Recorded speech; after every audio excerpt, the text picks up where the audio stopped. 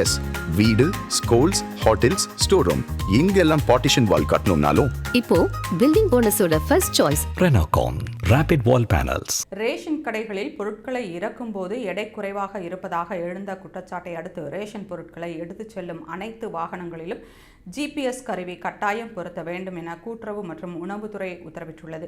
தமிழக ரேஷன் கடைகளில் மானிய விலையில் வழங்கப்படும் உணவுப் பொருட்களை தமிழக நுகர்பொருள் வாணிப கழகம் கொள்முதல் செய்து கூட்டுறவுத்துறை வாகனங்களில் ரேஷன் கடைகளுக்கு அனுப்புகிறது. அதற்காக வாடகை மற்றும் சொந்த வாகனங்கள் பயன்படுத்தப்படுகின்றன. சென்னையில் சராசரியாக 100 வாகனங்களிலும் மற்ற மாவட்டங்களில் 40 முதல் 50 வாகனங்களிலும் ரேஷன் பொருட்கள் எடுத்துச் செல்லப்படுகின்றன. இப்போது ரேஷன் பொருட்களை எடுத்துச் செல்லும் அனைத்து வாகனங்களிலும் ஜிபிஎஸ் எனப்படும் இருப்பிடத்தை காட்டும் கருவி பொருத்தப்பட்டுள்ளது.